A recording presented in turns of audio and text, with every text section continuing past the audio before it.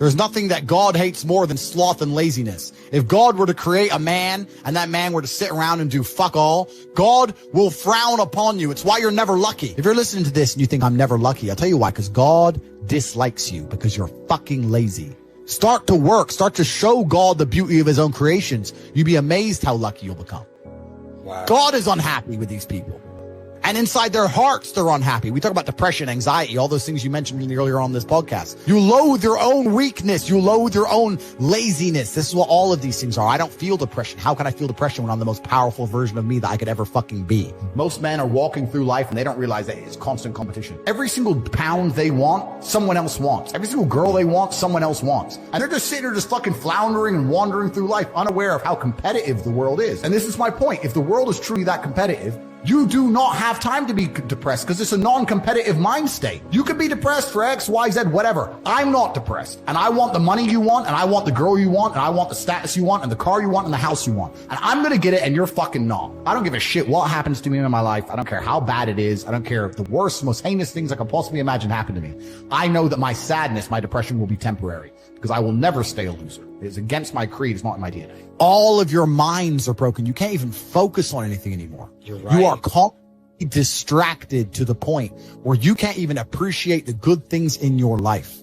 You're distracted. Your minds are broken. You need to rewire your mind and resist the slave programming. If you cannot control your own mind, then you are just a feather in the wind of life because your own mind is the only thing you can control. You can't control the weather. Right. You can't control other people. You can't even control whether your heart stops beating. You might have a heart attack tomorrow.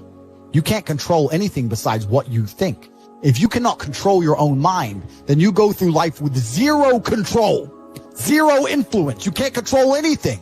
You're just a feather in the wind, waiting for life to blow you from happy place to sad place to happy place to sad place, completely hoping on the gods to be fortunate to you, because if any genuine discomfort comes your way, you're fucked. It's so easy to win if you can control your own mind. But it seems that nobody fucking can. Your own father's ashamed of you. And you don't even feel fucking motivated to do shit. It's a fucking shame. If you were to go and look your father in the eye and said, you know what? I could have been a UFC champion. I could have been a multi-millionaire. I could have been a race car driver. I could have been a fucking nuclear physicist. Could have done all these things, but I was busy on Pornhub. You think he's gonna be proud of you? Fuck no. People who go, yes, I'm wasting my potential. Those are the ones who have potential. The ones who stand up and go, I am wasting my potential. I could be anything and I am not that yet.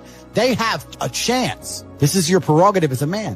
But you need to be instilled with a sense of duty to your bloodline. You must want it. You need to want it deep inside your soul. I can't die as anything less than emperor. As a man, if you don't make yourself valuable, you have no value. You have to get up and do it. Just like a video game, you start with fucking zero. You have to decide if you want to complete it. You have to upgrade your character. So I find it amazing that men are going to play video games and fuck about and waste their time instead of upgrading their character. Everyone knows what to do. You know what you have to do. You're right. If you had to become the most dangerous, intelligent, respectable man on the planet, you know you're supposed to go to the gym. You know you're supposed to train, learn how to fight. You know all these things. You don't do them. That's your decision. It's your prerogative. I didn't make that choice. I made the choice to do it all. I decided all of it. And every single man watching this can do the exact same thing, which is why I have very little pity when I do these streams and people think I'm arrogant or I'm rude to people. But if you've right. made a fucking decision to be less than you should be, then I believe you should be mocked for that. And me as a man, when I put myself through hell, when I have had such exacting, such stringent standards for myself, why would I then have less exacting, stringent standards on the people I meet? Damn. Why would I put myself through hell to be me and then meet someone who didn't put themselves through hell and then treat them like my equal? No, fuck you. I suffered when you didn't. So you're not my equal because you decided not to suffer. You have enjoyed comfort when I haven't, and that's fine. But don't expect me to look at you as my equal because you're not, because I put myself through hell. I put myself through hell because I decided to throw comfort away. For 10 years of my life, I was never comfortable. My basic premise is that I refuse to believe in things that take power away from me. The idea, I believe, that if you feel depressed, something is depressing you, and you should try your best to fix it. You should take control of your life and do your best to fix it. Let's say your girl leaves you, you start to feel depressed. But you believe in the idea of depression. You're now going to start diagnosing yourself as clinically depressed, self-hypnosing yourself into hypnotizing yourself into being clinically depressed. And it's amazing how you can speak things into existence. I cannot become depressed because I don't believe in it. Let's pretend I'm completely wrong, right? The best option, the best thing to do is still to get up, be an adult, control your emotions, be stoic, and do the things you're supposed to do day after day. Laying in bed and doing nothing is never going to be the best option. The best option is still to go to the gym, to work hard, to run your business, to be successful.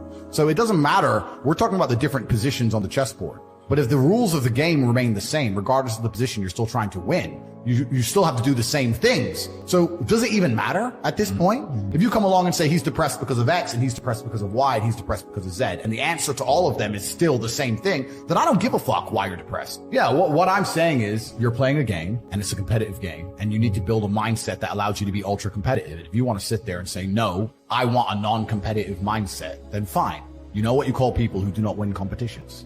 Losers. Correct. This is just the bottom line of life. And it's kind of interesting because everyone pretends they give a fuck, but nobody does. Especially women. Women truly don't give a fuck. If you ask a woman the kind of man she wants, she will never say depressed or sad. Ever. She wants a man who is ultra capable, ultra competent. They want someone who is fun and spontaneous and charismatic and successful. They don't have time for sad dudes. They don't care. So the world doesn't care. The world has never given a shit about sad men. So if you're going to sit there and self-diagnose yourself as a sad man, you're going to have a shit life and nobody's ever going to give a fuck and you're going to perpetually lose forever. And that is your decision. I am so scared of being that person. The idea of that terrifies me to the point where I don't even want to accept that as a reality that can possibly exist. I don't give a shit what happens to me in my life. I don't care how bad it is. I don't care if the worst, most heinous things I can possibly imagine happen to me. I know that my sadness, my depression will be temporary because I will never stay a loser. It's against my creed. It's not in my DNA. So they try and convince you, don't worry if you're being a loser because people feel sorry for you and you'll get attention for it and you'll be okay in the end. And it's all this temporary fixes of dopamine by saying, I'm sad. Don't worry, bro. You'll be okay. But it's bullshit. They don't care long term. The world doesn't care. Nobody really cares. Chicks don't care. Business doesn't care. You are going to fail. You can have anything you want on the planet. There's not a girl I look at that I want that I can't have. Not one. That's my reality. There's not a car I can't have. There's not a house I can't buy. If I want to go to a yacht, if I want to go to Antarctica, there's nothing I can't have.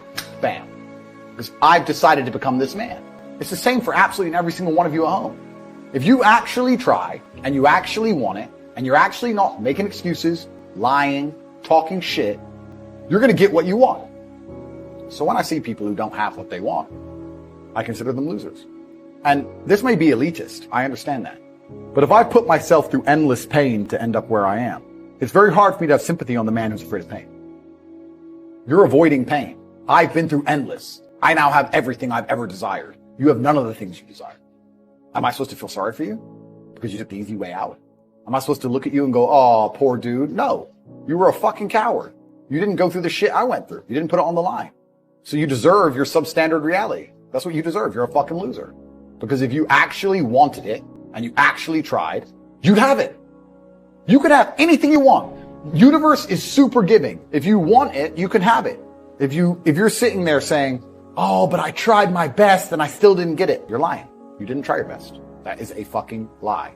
The universe gives it to everybody who genuinely tries. And I know that to be a fact because this world's competitive. We're all competing against each other. And the majority of people don't try. Like I've achieved this amazing life and I've tried very, very hard, but it could have been harder. You just get to a point where you're like, I'm tired of hearing your fucking excuses. That's bullshit. And you become to a degree, yeah, cold and psychopathic. It's true. That's what happens. And I get it all the time. I get thousands of emails a day.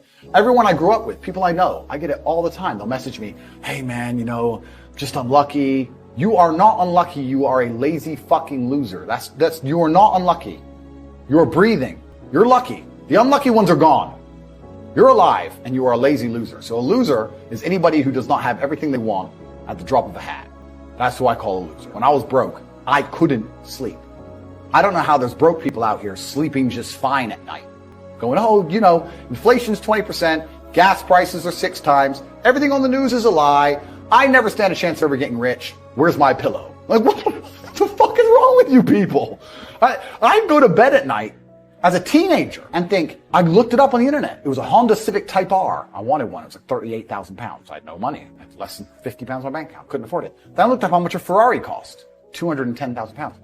And I said to Tristan, my brother, I was like, there are people with 210,000 pounds